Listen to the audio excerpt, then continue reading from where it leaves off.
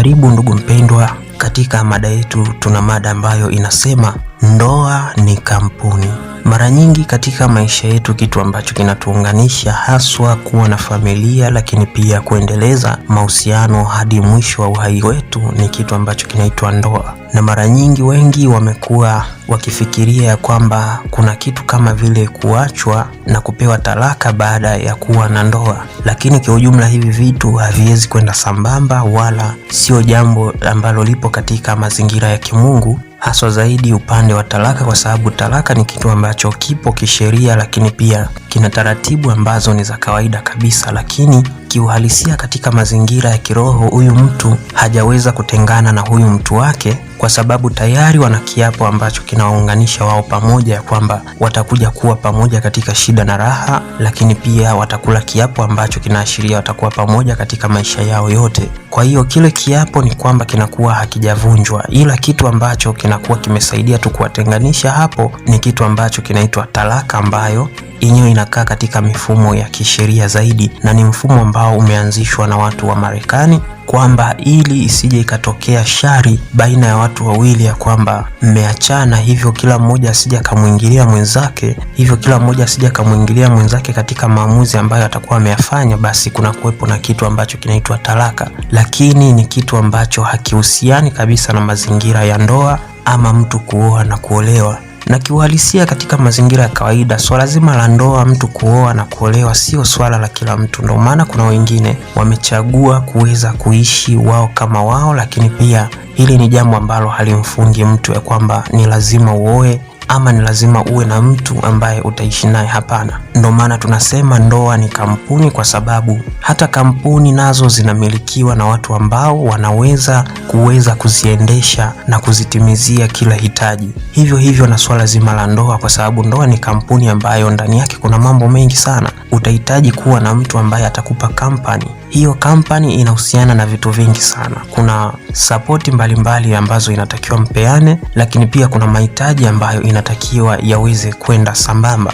Pindi ambapo mtu unaingia katika swala zima la ndoa, kubali ya kwamba umeingia katika kampuni ambayo itakuhitaji wewe uweze kufanya kazi kubwa sana, kuweza kujitoa katika hali ya kumsapoti mwenzio katika masuala mazima ya mahitaji, kama vile mahitaji ya kimwili, mahitaji ya kiroho, mahitaji pia ya kiakili, ambavyo hivi vitu tunaweza tukaviweka katika makundi tofauti, kama vile mahitaji ya muhimu zaidi, lakini pia kuna mahitaji ya kiuchumi, kuna mahitaji ya kijamii ambayo pia yanakuwemo ndani yake. Hivyo ndio maana tunasema ndoa ni kampuni, kwa sababu ndoa kama ndoa, ili iweze kusimama na mtu uweze kuishi na mtu wako vizuri, lazima ujiandae vizuri kabisa kuhakikisha kwamba unapoingia katika swala zima la ndoa, basi unakuwa ni mtu ambaye tayari umeshapanga, lakini pia umeshajipangilia kwamba nitakwenda kuishi na mtu maisha yangu yote. Hivyo inatakiwa niwe nimeshaandaa mazingira yangu ya kiuchumi, mazingira yangu ya kijamii, na mazingira yangu ya mambo muhimu ambayo huyu mwenzangu anaweza akahitaji. Na tufahamu ya kwamba mara nyingi swala la ndoa linakuja pale ambapo mtu ana uhitaji ya kwamba niwe na mwenzangu, niishi na mwenzangu. Hivyo uhitaji huo ndio unamfanya mtu aweze kuwa na maamuzi ya kuwa na mwenza kwa namna hii. Ninamhitaji mwenza wangu kwa sababu ninahitaji pia hitaji fulani ambalo linatakiwa litimie katika mazingira ya kimwili, lakini pia ninamhitaji mwenzangu ili aweze kunipa msaada katika baadhi ya mambo ambayo nikiwa peke yangu nitashindwa kuyatimiza, lakini pia ninamhitaji mwenzangu ili awe sehemu ya amani yangu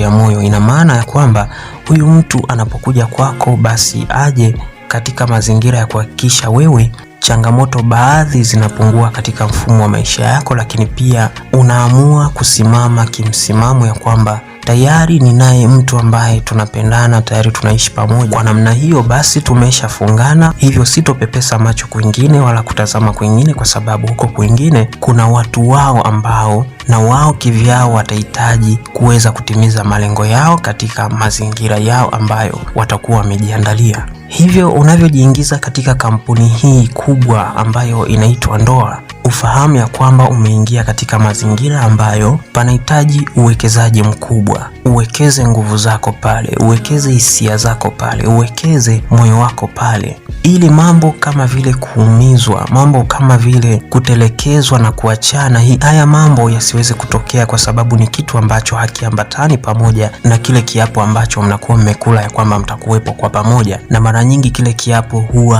hakifutikagi, kwa sababu tayari mmeisha kula katika mazingira ya kiroho. Hivyo mara nyingi kiapo ili kiweze kutolewa lazima pia kitolewe katika mazingira ya kiroho. Ndio maana wengi wanatoa kiapo hicho kwa njia ambayo sio sahihi, kwa kupeana talaka ambazo zinakuwa ni maandishi ya kwenye karatasi ambayo kila mmoja anaweza akapewa, ambaye anahitaji kuweza kutengana na mwenzake. Sasa ili sheria iweze kumlinda na iweze kumsimamia, ili huyu mtu baadaye asije akaleta mambo yake ya kwamba akaja kumuingilia mwenzie kwa wakati mwingine, pindi ambapo labda ataona mambo yameshaanza kuwa vizuri na nini, akawa analazimisha sasa aweze kuwa na mtu wake ambaye tayari aliachana naye. Sasa ili sheria iweze kumzuia huyu mtu na isimfunge, ya kwamba hata kama kuna mali walitafuta pamoja isiweze kuweza kutoka katika mkono wa mtu fulani, basi sheria itasimama hapo na itaweza kuangalia zile dokumenti ambazo mlikwisha saini. Kwa hiyo hizo karatasi za talaka sio karatasi ambazo zipo tu kwa ajili ya kujifurahisha, hapana, bali zipo kwa ajili ya kuhakikisha usalama wa mazingira yenu unapatikana katika mazingira haya ya kimwili,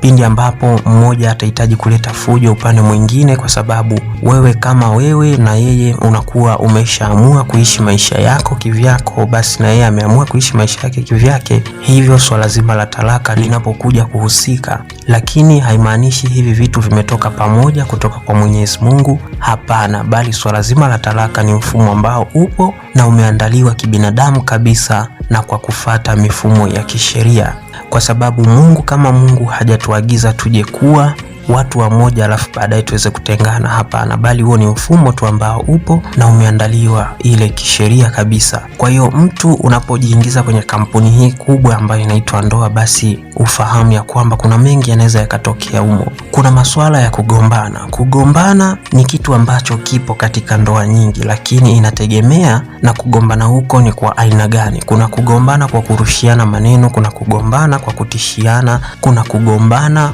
kwa kufanyiana ukatili, kuna kugombana kwa aina nyingi sana. Lakini ukishaona mazingira yanakulazimisha wewe uweze kuondoka na ukaamua kwenda kujitegemea wewe kama wewe, basi hapo ndipo sheria ya talaka inapokuja. Lakini haimaanishi katika mazingira ya kiroho huyu mtu unakuwa umetengana naye, hapana, anahesabika kwa sababu tayari mlikwisha ungana na mkawa mwili mmoja. Kwa hiyo hata kama itatokea huyu mtu anakwenda kwa mwingine, ina maana tayari katika mazingira ya kiroho anakuwa ameoa mara mbili au mara tatu ama mara kadhaa. Ndio maana mazingira ya kiroho huwa ni ngumu sana kuweza kutenganisha nafsi ambayo inakuwa imebondi na nafsi ya mtu fulani, ama tunasema ile nafsi ambayo tayari inakuwa imeshajihusisha na jambo fulani, ni ngumu kuweza kutenganisha, kwa sababu inahitaji maridhiano katika mazingira yale ya kiroho, ndipo haya mambo yaweze kuisha. Hivyo wengi tunatimiza katika mazingira ya kisheria, lakini kiroho inafahamika ya kwamba huyu mtu hata kama ameenda kwa mwingine bado ni mali pia ya mtu fulani. Hivyo kama utaona magombano hayo hayana sababu ya msingi sana ambayo itakulazimu wewe kwenda sehemu nyingine, ni vyema mkakaa mkayamaliza mkatatua, kwa sababu kufikiria kuachana na kwenda kuolewa pengine ama kwenda kuoa pengine sio suluhisho, kwa sababu ndoa ni kampuni. Hivyo katika kampuni kunakuwa na changamoto za kushuka na kupanda. Hivyo mambo hayo bado utakutana nayo tena, na inategemea sasa wewe umejiandaa vipi kuweza kukabiliana na hayo mambo. Hivyo kama uko tayari kukabiliana na changamoto hizi ambazo zinajitokeza katika kampuni hii ya ndoa, basi ni jambo zuri sana, kwa sababu utaweza kuishi na mwenzio vizuri na wala hautoleta tatizo wala kuleta mafarakano, kwa sababu tayari unaelewa ni nini ambacho unakifanya na unaelewa ni nini ambacho umejiingiza nacho. Kwa hiyo hii kampuni, kwa sababu wafanyakazi inakuwa ni familia, hivyo ni muhimu sana mkawa mmeandaa mazingira ya mioyo yenu ya kwamba ninapokwenda kuishi na mwenzangu niwe tayari kabla hajanikosea niwe nimeshamsamehe. ingawa inatakiwa uweze kuangalia. Ndio maana tunasema ya kwamba kabla hujaingia kwenye kampuni hii ya ndoa, lazima umuombe sana Mungu akupe mtu ambaye mtaendana naye, lakini pia akupe mtu ambaye hatokuwa kinyume na matarajio yako, lakini pia kinyume na misimamo ambayo unayo katika maisha yako, kwa sababu kama utapata ambaye ni tofauti, basi ni rahisi sana hata hii ndoa isiweze kuwepo, ama ni rahisi sana, haitochukua muda mtaachana. Ndio maana hapo mwanzo tumesema swala zima la ndoa sio swala la kila mmoja. Kuna mwingine ana utayari wa kuweza kuingia katika mazingira hayo, lakini kuna mwingine hana utayari, na hii ni kwa sababu moyo wake haupo tayari kuweza kuvumilia mazingira ambayo yanapatikana katika kampuni hii ya ndoa. Kwa hiyo kama unaona kabisa hauko tayari kuingia katika hii kampuni ambayo ndani yake itakuwa na mambo mengi sana, basi ni vyema ukaacha, subiri paka pale ambapo wakati labda utafika, ndipo utaruhusu ya kwamba sasa hivi niko tayari. Natambua ndoa ndiyo inayokufanya mtu uonekane sasa umekuwa ni mtu mzima, na majukumu ambayo utaenda kuyafanya basi ni majukumu yanayohusiana zaidi na kampuni hii ya ndoa, na kama ni mali, pesa na vitu vyote ambavyo mtavitafuta ni kwa ajili ya kampuni yenu hii ambayo inaitwa ndoa, ili iweze kwenda vizuri, mahitaji yaweze kupatikana na kila kitu kiweze kuwa sawa, na kwa pamoja muweze kuishi mkitimiziana mambo ambayo yanakuwa ni ya muhimu zaidi. Lakini kampuni hii inaweza ikaenda vizuri sana na inaweza ikashamiri vizuri sana pale ambapo wewe mwanamke unamfanya mumeo kuwa mtu bora, yaani mtu ambaye ataonekana yuko vizuri zaidi, asimame mambo yake yaweze kunyoka. Lakini hivyo hivyo pia na kwa mwanaume,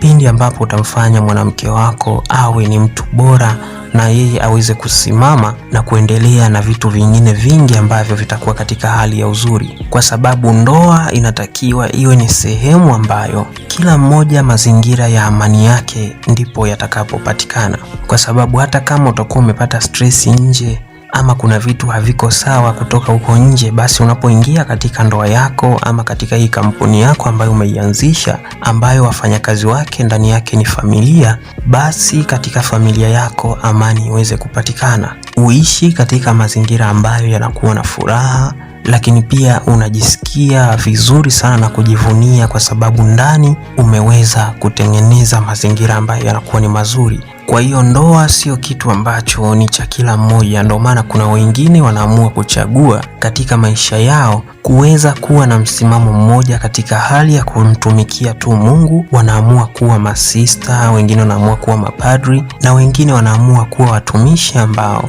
hawatafungamana na mazingira haya ya ndoa ama katika hii kampuni, kwa sababu ni kitu ambacho kinakuwa ndani ya mtu, ama ni kitu ambacho mtu mwenyewe ana haki ya kuweza kukifanyia maamuzi ya kwamba mimi sitaki kuwa na ndoa, ama mimi nahitaji kuwa na ndoa, niishi na mwenza wangu ama niishi na mtu ambaye nimempenda. Kwa hiyo sio kitu ambacho kinakulazimisha ama kinamfunga mtu. Sasa ukiona kwa sababu fulani ameoa na wewe unataka uoe, ama ukiona labda sijui kwa sababu kuoa ni kitu ambacho kipo kwa kila mwanadamu na wewe ukatamani uoe, unaweza ukajikuta hii kampuni umekwenda kuianzisha pasipo wewe mwenyewe kuweza kujipanga, na ukajikuta unaenda kuwatengenezea wenzako mazingira ambayo yanakuwa ni mabaya, mazingira ambayo yatawafanya wao kuwa na ugumu zaidi katika hali ya kuweza kutafuta mahitaji na mambo mengine mengi sana. Ndio maana unakuta kuna ndoa nyingi watu walikuwa wanaishi vizuri, wamekuja kuachana katika mazingira ambayo kila mmoja atakuwa akihangaika sana, na pengine tayari kuna watoto wapo. Huyu mtu tayari hii kampuni kashaikimbia, kwa sababu ni kampuni ambayo ameiona ni ngumu, na amezidi kuitengenezea ugumu, kwa sababu amemwacha labda mama ama amemwacha baba peke yake pamoja na familia ya watoto kadhaa, kitu ambacho kinafanya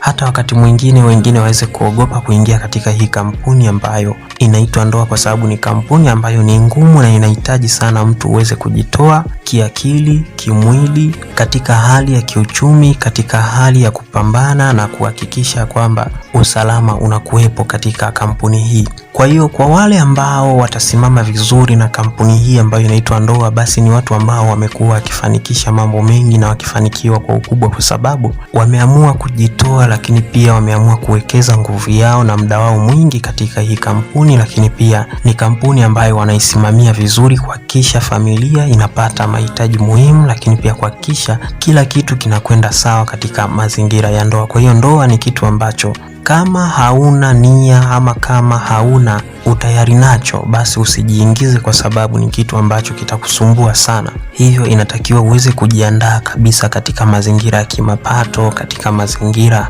ya kimwili, katika mazingira ya kiakili, kiroho, lakini pia na mazingira mengi sana, ili unapokuja kuingia katika kampuni hii basi uwe ni mtu ambaye utaisimamia vyema na itaenda vizuri, ili iweze kukuletea matunda ambayo wewe mwenyewe unakuwa unayahitaji. Pengine kama ni kupiga hatua kubwa za kimafanikio, basi upige kwa wakati, lakini pia uweze kusimama vizuri. Kwa hiyo ni kampuni ambayo haihitaji tu kila mtu ambaye atakurupuka ama hajajiandaa basi aweze kuingia. Hapana, na wala sio kitu cha lazima sana, wala sio kitu ambacho inatakiwa uweze kulazimishwa ya kwamba lazima uoe. Ndio maana tunakuta kuna kesi nyingi ambazo zimetokea katika mazingira haya ya kampuni hii, na kumekuwa na matokeo ambayo sio mazuri, na hii ni kwa sababu mtu unakuta labda alilazimishwa ama alikamatishwa, lakini yeye kama yeye hakuwa na uwezo wa kuweza kuisimamia hii kampuni na kuhakikisha kwamba inakwenda mbele, kwa sababu ni kampuni ambayo inahitaji akili nyingi sana, lakini pia ni kampuni ambayo inahitaji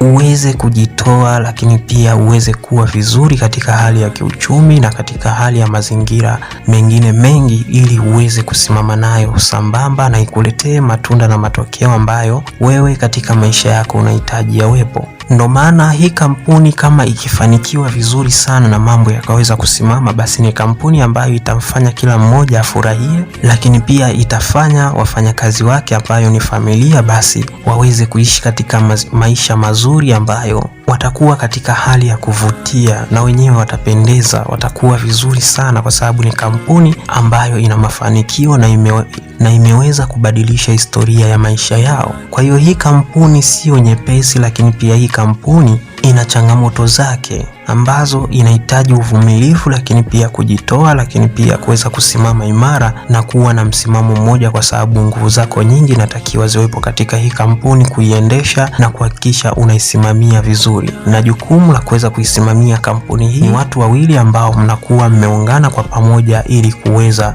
kuianzisha kampuni hii, lakini pia kuiendesha kwa pamoja hadi kufikia hadi katika hatua ile ya kumiliki mali na vitu vingine vingi ambavyo vitatokana na kampuni hii. Kwa hiyo sio kampuni ambayo kila mmoja ana uwezo wa kuimiliki ama kuwa nayo. Kuna mwingine tayari maisha yake alishaandikiwa ya kwamba ataifanya kazi ya Mungu na mwisho wake utakuwa ni kwa muda fulani, baada ya hapo Mungu atamchukua. Kwa hiyo ni kitu ambacho kinahitaji mtu ambaye amekomaa kweli kiakili, lakini pia yuko tayari na ameweka msimamo mmoja kwamba hii kampuni na kwenda kuitumikia na kwenda kufanya nayo kazi kwa ushirikiano wa hali ya juu, lakini pia kwa kutoa sapoti ambayo inatakiwa katika hii kampuni, kwa sababu hii kampuni ni kampuni ambayo ni kubwa sana. Baadaye inakuja kuwa kampuni ambayo ndani yake kutatokea familia ambayo ni kubwa sana, inayohusisha wajukuu, vitukuu, vilembwe pamoja na vitu vingi sana ambavyo vitaambatana katika kampuni hii. Kiujumla ni kampuni ambayo itaweza kuandaa kizazi